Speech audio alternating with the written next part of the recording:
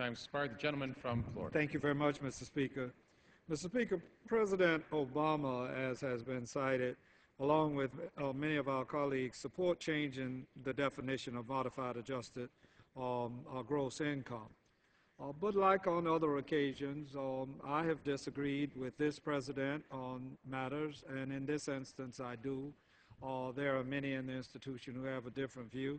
But there's no reason why a bill reducing access to health care for millions of Americans has to be tied to a bill that will put money back into the pockets of middle class and working poor Americans.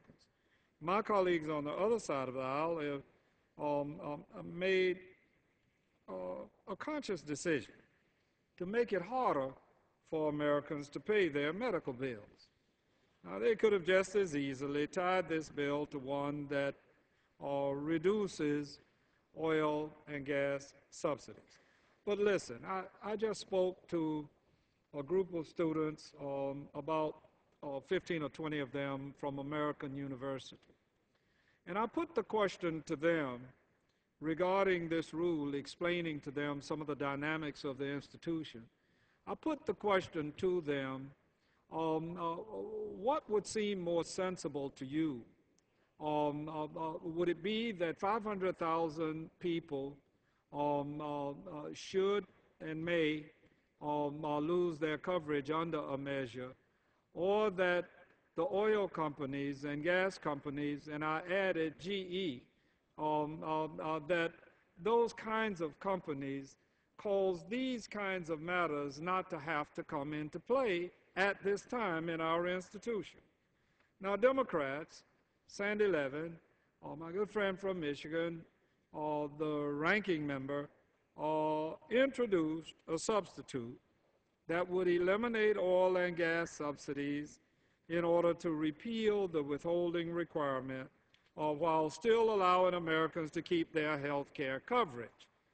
Yet, they wouldn't waive the rules for that, as they've done a number of times, my Republican friends, for their own amendments, proving once again that the rules are only sacred when oil and gas and big business profits are at stake. Mr. Speaker, if we defeat the previous question, an amendment will be offered to the rule to let Mr. Levin, Mr. Bishop of New York, Mr. Keating of Massachusetts offer the amendment we tried to have made in order in the Rules Committee yesterday. As we've said, the amendment will roll back special tax loopholes for immensely profitable big oil companies. Is there anybody that doubts that? And I'd like to hear from these oil company representatives. They're entitled. They're not a person, as some have said.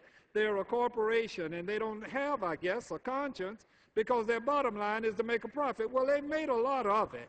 And all we're asking them to do in this case and others, and I'll be back down here another time asking them to share some of it with the American people and not cause the pressing down to our states, the pressing down to our counties and municipalities, and causing people who are disabled, and indeed some will lose their insurance because of this, and maybe some of these people have never had a disabled person. But I had a mama that was disabled for the last 2 years of her life, 30 years previous to that, being almost bedridden. And I know what disability is, as I'm sure some of my friends do here. Had I not been alive, she would have died many years earlier because she had no ability. Yet Shell Oil and Exxon and GE and all these people do, and they're right about their profit making, but they're wrong about not being able to share it with the people. Mr. Speaker, I ask unanimous consent to insert the text of the amendment in the record along with extraneous material immediately prior to the vote on the previous question. Without objection. Mr. Speaker, I urge my colleagues to vote no and defeat the previous question. I urge a no vote on the rule, and I yield back the balance of my time.